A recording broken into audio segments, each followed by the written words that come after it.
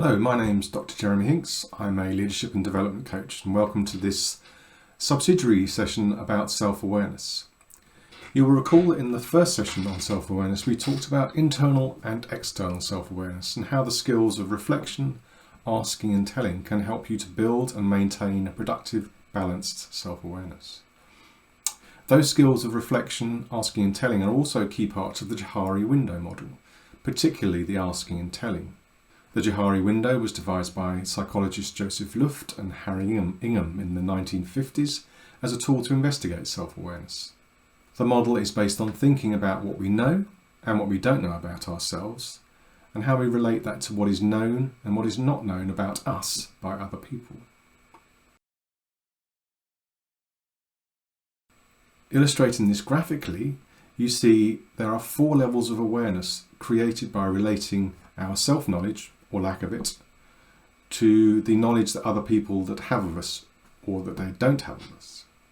The quadrant model that is created has the quadrant at the top left in which we have the open self, in which a particular personal trait is known to you as the subject and also to the other party, the other person in this particular relationship. These might include visible characteristics or your behaviours where your intention and the other party's experience are the same. For example, you may see yourself as good-humoured and delivering good humour, and other people will experience you as light-hearted and funny. Top right in the quadrant model is the blind self, where you are not aware of a personal trait, yet it is known to others. For example, you might offer your opinions freely and at length, thinking that this is helpful to others, whereas they actually see it as dominating, maybe even domineering. Bottom left in the quadrant is the hidden self, where you are aware of a personal trait but others are not. For example, we might deliver presentations without confidence, as so many people do, yet be terrified inside. The hidden self may also be where mental health issues reside, which we keep from the outside world by maintaining a brave face.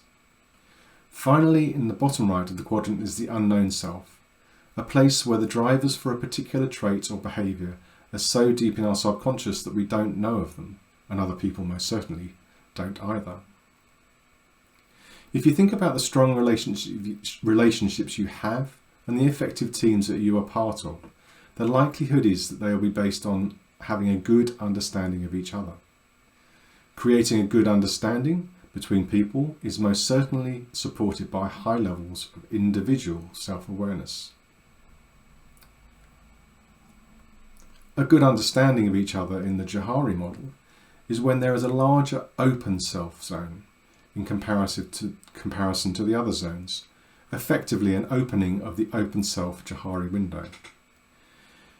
If you are aspiring to have strong relationships with other individuals and within your teams, then you should be looking to create an environment in which people are comfortable to open their Johari window, as in the figure you see in front of you.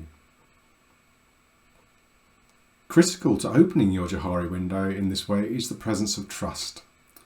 Sharing more about yourself and receiving feedback from others are both challenging scenarios where the sharer or the feedback receiver are putting themselves in a position of vulnerability.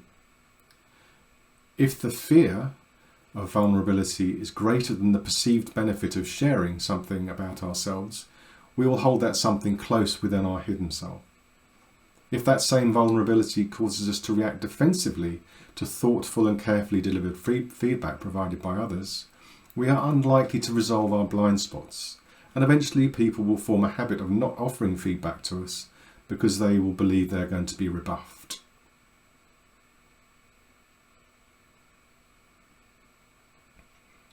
Accepting the importance of trust, then, how do we go about opening our open zone Johari window? This is where we return to the importance of having a good underlying self-awareness, both internal and external, and to the value of asking, telling and reflection. If you recognise that there is a gap between your intention and the reality of how others receive your behaviour, you have the opportunity to be interested in that gap. You can ask people to give you feedback on how they are receiving your way of being. Asking opens your Johari window by growing your open self at the expense of blind self. If you know something important about what helps you perform at your best, yet know that other people are not aware of your needs, perhaps you can tell them, and then tell the people that would benefit from knowing.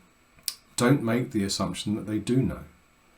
By choosing to tell, your Johari open self window will open at the expense of your hidden self. The Johari window is a useful model to help thinking about our self-awareness and how we engage with other people. As with most models, it is only as useful as the reflection and the conversation that it encourages and supports. Use it in your own thinking and in building trust within and between groups of which you are a member. This trust will support the right level of disclosure and sharing to allow the group and the individuals within it to be the best that they can be. Thanks so much for listening.